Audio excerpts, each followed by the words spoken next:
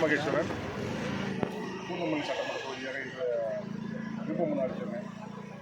கழகத் தலைவர் தமிழகத்தில் நிரந்தர முதல்வர் அவர்களின் வழிகாட்டுதல்படியும் கழக இளைஞரணி செயலாளர் அண்ணன் உதயநிதி ஸ்டாலின் அவர்களின் வழிகாட்டுதல்படியும் இன்று பூந்தமல்லி சட்டமன்ற தொகுதிக்கு விருப்பமனு அளித்துள்ளேன். ஏற்கனவே 2021 எண்ணற்ற திட்டங்களை நமது கழகத் தலைவர்கள் செயல்படுத்திக் கொண்டிருக்கிறார். முக்கியமாக பெண்களுக்கும் இளைஞர்களுக்கும் மாணவ மாணவிகளுக்கும் நிறைய நலத்திட்ட உதவிகளும் பண்ணியிருக்காங்க. எதிர்பார்க்காத அளவுக்கும் பண்ணியிருக்காங்க. வருகின்ற 2026 சட்டமன்ற தேர்தலிலும் நமது கழக ஆட்சி தான் மலரும். நிச்சயம் அது பெண்கள் என்று ரொம்ப எழுச்சியாக இருக்காங்க. அவங்களுடைய நாங்கள் இளைஞரணி எல்லாம் எழுச்சியாக இருக்கோம். மாணவ மாணவிகள் எல்லாம் எழுச்சியாக இருக்காங்க.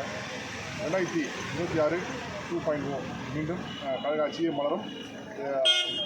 நிச்சயம் வென்று ஒன்றாக இருக்கிறோம். உங்கள் ஊரில் வெற்றி வாய்ப்பு எப்படி சார் இருக்குது? திருவள்ளூர் மாவட்ட கழக செயலர் அண்ணன் சாமு நாசர் அவர்கள் அழைக்கிறீங்க. தொகுதி எங்கு சென்றாலும் எழுச்சியாக இருக்குது. கண்டிப்பாக அது வந்து திமுகவுடைய கோட்டை தான். அந்த கோட்டையை வந்து மீண்டும் அது 2026 நிரூபணம் பண்ணணும். கண்டிப்பாக தொகுதியுடைய முக்கியமான உங்களுக்கு பிரச்சாரம் என்னவா இருக்குது சார்? ஆல்ரெடி வந்து தலைவர் நிறைய பண்ணிட்டாரு. இதுக்கப்புறம் மறுபடியும் தேர்தல் அறிக்கை கொடுப்பாங்க, புதுசாக பண்ணுவாங்க. ஏன்னா மக்கள் எதிர்பார்த்ததும் பண்ணியிருக்காங்க, அவங்களோட நிறையும் பண்ணியிருக்காங்க.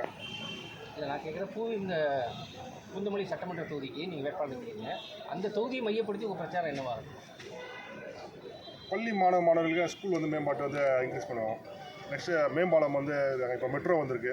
மெட்ரோவுக்கு வந்து மெட்ரோலேருந்து இப்போது கிராமத்துலேருந்து அந்த மெட்ரோக்கு வரத்துக்கு போக்குவரத்து இதெல்லாம் கண்டிப்பாக பண்ணுவோம். பஸ் ஸ்டாண்ட்ஸு எல்லாம் பஸ் ஸ்டாண்ட்ஸில் வந்து நவீன கழிப்பு எல்லாமே எல்லாம் சுகாதார இதில் எல்லாம் மெயினாக எல்லாம் இன்னும் சிறப்பாக பண்ணுவோம். எல்லாமே தேங்க்யூ சார்.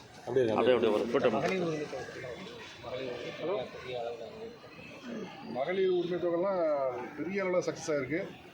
தமிழ்நாடு மட்டும் எங்கள் கிராமத்திலேயே என்னை வந்து நிறைய பேர் எனக்கு ரொம்ப சந்தோஷமாக காலைல நான் 6 மணிக்கு நான் எழுந்தேன். அது தலைவர் வந்து போட்ட உடனே எங்கிட்ட எனக்கு ஒரு 50 பேர் வந்து நிற்கிறாங்க. தலைவர் நன்றி சொல்லுப்பா, தலைவர் நன்றி சொல்லுப்பா. கண்டிப்பாக சொல்கிறேன். மக்களை ரொம்ப வச்சுருங்க.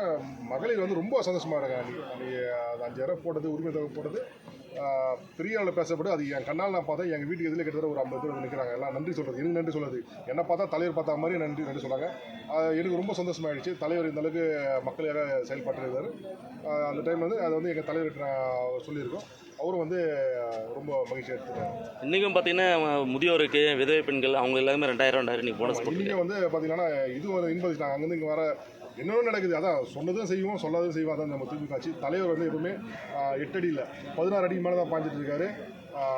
2026 களம் இது நம்மளது மட்டும்தான் இருக்கும். எல்லாம் நான் தான் களத்தில் இருக்கேன், நான் தான் களத்தில் இருக்கேன். அதெல்லாம் வந்து ஓரம் கட்டிட்டு எப்பவுமே வந்து தலைவர் மட்டும்தான் வந்து களத்தில் இருப்பார்.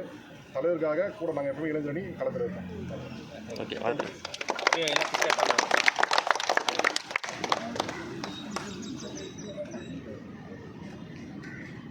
ஒரு கோஷம் மாதிரி எதனா கூட போடலாம்.